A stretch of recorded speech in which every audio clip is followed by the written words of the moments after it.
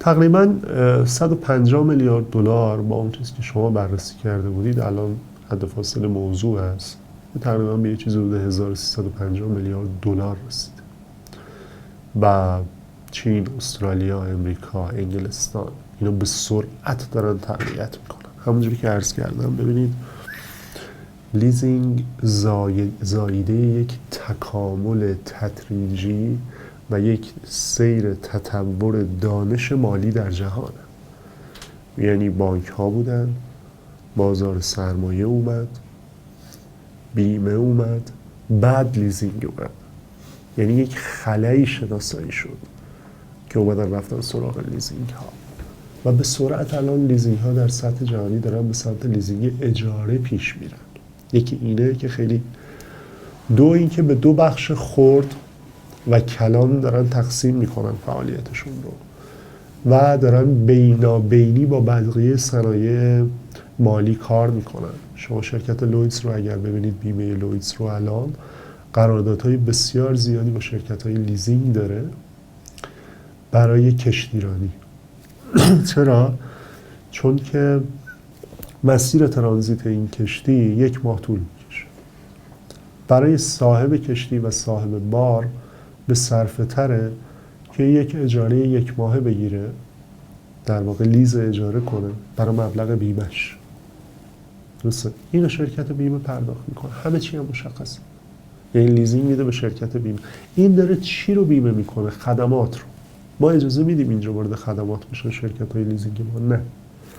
بنابراین باید ما نرخ کفایت سرمایه لیزینگ ها رو مثل دنیا ببریم بالا، باید وارد معاملات کلان بشن، لیزینگ اختصاصی، لیزینگ شرکتی، اینا رو باید ورود کنیم، لیزینگ در فینتک ها، در مالکیت معنوی و بیشتر از همه در بخش مسکن، جایی که ما الان به شدت مشکل داریم. شما ببینید در همین ترکیه، جای دورم نمیخواد بریم، در چین، در پاکستان، ببینیم لیزینگ اجاره داره چه میکنه.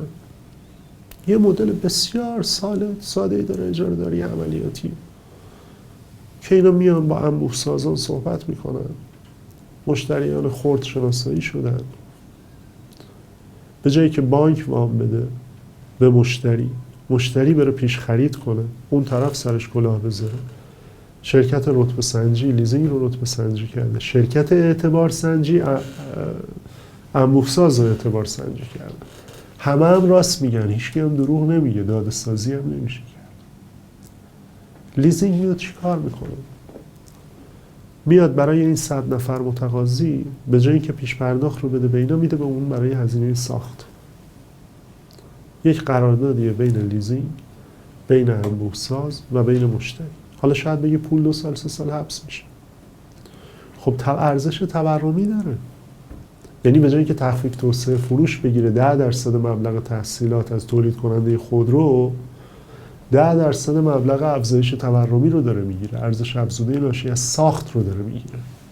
همزمان با اون اونجا داره زیر ساخت میاد و حالا بحثش پیچیده است و خیلی داره کمک میکنه. یا لیزینگ برای تامین مسکن بود یا برای اجاره مسکن. ما چقدر الان مشکل داریم برای رهن، برای اجاره. خب مردم ندارن یک جا 300 میلیون تومان، 400 میلیون تومان، 1 میلیارد تومان پول رهن بدن، ولی میتونه اینو به صورت اقساطی بده.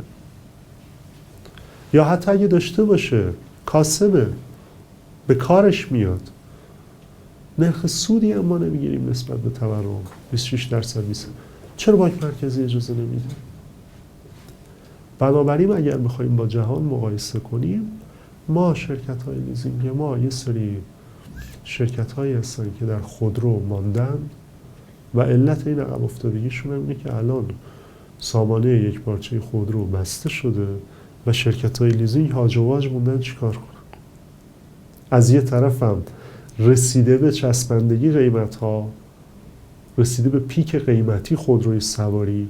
قبلا شما یه خودرو رو میگرفتی 400 میلیون تومان، 20% میدادی به مشتری، راضی بود، چون 400 میلیون تومانش سال دیگه شده بود 1 میلیارد و 400، با رغبت میداد. الان با چی باید بده؟ چرا باید بیاد خودروی سواری بگیره؟ خود ما در شرکت خودمون از پارسال 1 دونه خودروی سواری رفتیم سراغ کشنده ها. تازه اونم کشنده‌ای که معدنی، کارخانه‌ای، چیزی تضمینش کنه، بده به راننده خودش کار براش تعریف کنه.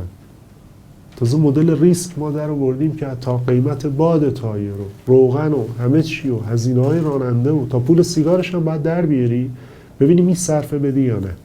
چرا؟ چون بانک مرکزی منو محدود کرده.